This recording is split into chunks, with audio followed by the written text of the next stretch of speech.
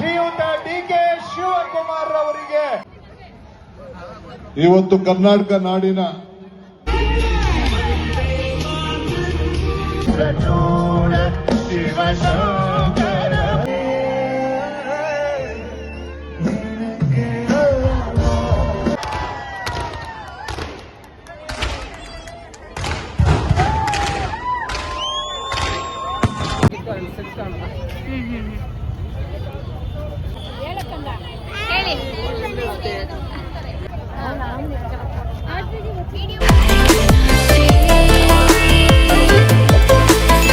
ನಮಸ್ತೆ ಸ್ನೇಹಿತರೆ, welcome back to Shri super vlogs. ಈ ವಿಡಿಯೋ ಸ್ವಲ್ಪ ಅರ್ಲಿನೇ ಅಪ್ಲೋಡ್ ಮಾಡಬೇಕಂತ ಕಾಯ್ತಿದ್ದೆ, ಬಟ್ ಟೈಮ್ ಸಾಕಾಗಲಿಲ್ಲ. ಇಟ್ಸ್ ನೆವರ್ ಟೂ ಲೇಟ್, ಹಾಗಾಗಿ ಇವಾಗ ಅಪ್ಲೋಡ್ ಮಾಡಿದ್ದೀನಿ. ನಮ್ಮ ಬೆಂಗಳೂರು ಜನ ಮರೆಯೋಕ್ಕಾಗದಿರುವಂಥ ಫ್ರೀಡಮ್ ಹಬ್ಬ. ಆಲ್ಮೋಸ್ಟ್ ಪ್ರತಿಯೊಬ್ಬರು ಈ ಇವೆಂಟ್ನ ಅಟೆಂಡ್ ಮಾಡಿರ್ತೀರಾ. ನನ್ನ ಪ್ರಕಾರ ಈವೆಂಟ್ ಚೆನ್ನಾಗಿತ್ತು, ಬಟ್ ಅಲ್ಲಿ ಇಲ್ಲಿ ಸ್ವಲ್ಪ ಕನ್ಫ್ಯೂಷನ್ಸ್ ಇತ್ತು ಜನರಿಗೆ. ಅದ್ರ ಬಗ್ಗೆ ಈ ವಿಡಿಯೋದಲ್ಲಿ ಶೇರ್ ಮಾಡಿದ್ದೀನಿ. ನನ್ನ ಮಾತುಗಳು ನಿಮಗೂ ಸರಿ ಅನಿಸಿದ್ರೆ ಲೈಕ್ ಮಾಡಿ, ಇಫ್ ನಾಟ್ ಕಮೆಂಟ್ ಮಾಡಿ ನಿಮ್ಮ ಅನಿಸಿಕೆ ಅಭಿಪ್ರಾಯನ ತಿಳಿಸಿ.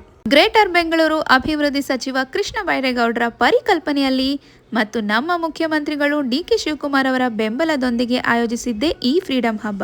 ವಿಧಾನಸೌಧದ ಸುತ್ತಮುತ್ತ ಸ್ವಾತಂತ್ರ್ಯ ದಿನಾಚರಣೆಯಂದು ಮೊದಲ ಬಾರಿಗೆ ಆಯೋಜಿಸಿದ್ದೇ ಈ ಫ್ರೀಡಮ್ ಹಬ್ಬ. ಆದರೂ ಭರ್ಜರಿ ಯಶಸ್ಸು ಕಂಡಿದ್ದಂತೂ ನಿಜ.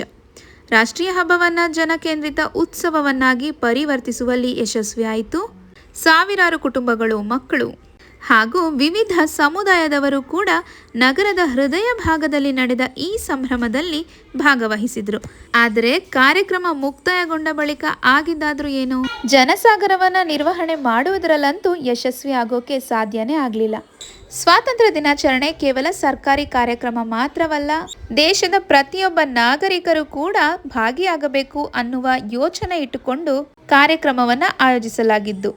ಸ್ವಾತಂತ್ರ್ಯ ದಿನಾಚರಣೆ ಅಂದರೆ ಗೌರ್ಮೆಂಟ್ ಆಫೀಸ್, ಸ್ಕೂಲ್ಸ್ ಇಂತಹ ಕಡೆ ಮಾತ್ರ ಸೆಲೆಬ್ರೇಷನ್ ನಡೆಯುತ್ತೆ. ಇದನ್ನ ಹಬ್ಬವನ್ನಾಗಿ ಪರಿವರ್ತನೆ ಮಾಡಿದರೆ ಪ್ರತಿಯೊಬ್ಬರು ಕೂಡ ಭಾಗಿಯಾಗ್ತಾರೆ ಅನ್ನೋ ಉದ್ದೇಶ ಇತ್ತು.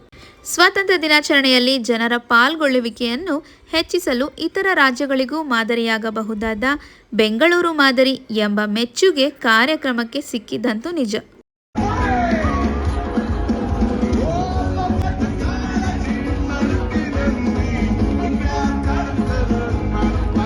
ಆದರೆ ಕಾರ್ಯಕ್ರಮ ಮುಗಿದ ಬಳಿಕ ಜನರು ತಮ್ಮ ಮನೆಗಳಿಗೆ ಹೋಗುವಾಗ ಸಮಸ್ಯೆಗಳು ಎದುರಾಗಿದೆ. ಲಾಸ್ಟ್ ಮೊಮೆಂಟಲ್ಲಿ ಟ್ರಾನ್ಸ್ಪೋರ್ಟೇಷನ್, ಟ್ರಾಫಿಕ್ ಮ್ಯಾನೇಜ್ ಮಾಡೋದ್ರಲ್ಲಿ ಸಾಕಷ್ಟು ಲೋಪದೋಷಗಳು ಕಾಣಿಸ್ತಾ ಇದ್ವು.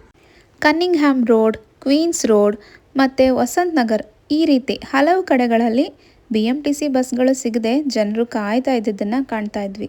ನಾರ್ಮಲ್ ಡೇಸಲ್ಲಿ ಈ ಬಸ್ ಸ್ಟಾಪ್ಗಳಲ್ಲಿ 5 to 8 ಮಿನಿಟ್ಸ್ಗೆಲ್ಲ ಒಂದೊಂದು ಬಸ್ಗಳು ಬರ್ತಿತ್ತು. ಬಟ್ ಈ ಪ್ರೋಗ್ರಾಮ್ ಇದ್ದಿದ್ದ ದಿನ 1 ಅವರ್ಗೂ ಹೆಚ್ಚು ಜನಗಳು ವೆಯ್ಟ್ ಮಾಡ್ತಾ ನಿಂತಿದ್ರು. ಬಸ್ಗಳು ತಾವು ಬರಬೇಕಿದ್ದ ರೂಟ್ನ ಚೇಂಜ್ ಮಾಡ್ಕೊಂಡಿದ್ರು.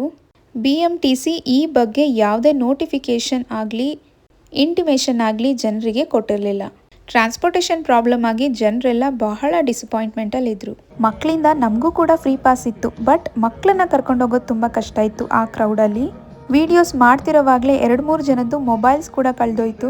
ಜನಸಂದಣಿ ಹೆಚ್ಚಾಗಿದ್ದರಿಂದ ಅಲ್ಲಿ ಹೆಲ್ಪ್ ಮಾಡೋಕ್ಕೂ ಕೂಡ ಯಾರೂ ಬರಲಿಲ್ಲ.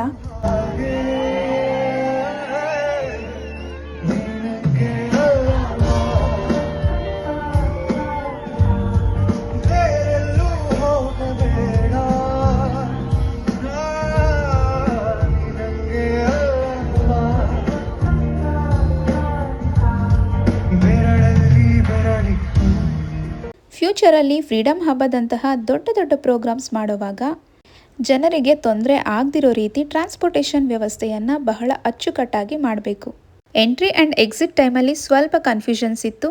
ಅಷ್ಟು ಬಿಟ್ಟರೆ ಈ ಪ್ರೋಗ್ರಾಮ್ ಅಂತೂ ತುಂಬಾ ಚೆನ್ನಾಗಿತ್ತು. ನಮ್ಮ ಬೆಂಗಳೂರಿನ ವಿಧಾನಸೌಧದಲ್ಲಿ ನಡೆದ ವೆರಿ ಫಸ್ಟ್ ಫ್ರೀಡಮ್ ಹಬ್ಬ ಜನಸಂದಣಿಯ ದೃಷ್ಟಿಯಲ್ಲಂತೂ ಸೂಪರ್ ಹಿಟ್ ಆಗಿದ್ದಂತೂ ನಿಜ. ಶ್ರೀಯುತ ಡಿ.ಕೆ. ಶಿವಕುಮಾರ್ ಅವರಿಗೆ ಒಂದು ಧನ್ಯವಾದ ಪೂರಕ ಸ್ವಾಗತ ತಮ್ಮೆಲ್ಲರಿಂದ.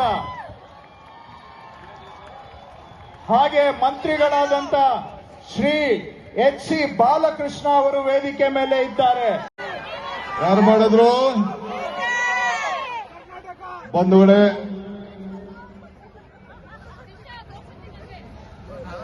ಇವತ್ತು ಕರ್ನಾಟಕ ನಾಡಿನ ಎಲ್ಲ ನನ್ನ ಯುವಕರಿಗೆ ನಮ್ಮ ನೆಚ್ಚಿನ ಕೃಷ್ಣ ಬೈರೇಗೌಡರಂತಹ ನಾಯಕರು ಇನ್ನೂ ಹೆಚ್ಚು ರಾಜಕೀಯದಲ್ಲಿ ಬರಬೇಕು. ಅವರ ಲೀಡರ್ಶಿಪ್ನಲ್ಲಿ ನಡೆದ ಈ ಫ್ರೀಡಂ ಹಬ್ಬ ಪ್ರತಿಯೊಬ್ಬರ ಮನಸ್ಸಿಗೂ ಹತ್ತಿರ ಆಗಿದೆ. ಅವರೇ ಅನೌನ್ಸ್ ಮಾಡಿರೋ ಹಾಗೆ ಬೆಂಗಳೂರು ಹಬ್ಬ ಹೇಗಿರುತ್ತೆ ಅಂತ ನೋಡೋ ಕುತೂಹಲದಲ್ಲಿ ನಾನಿದ್ದೀನಿ.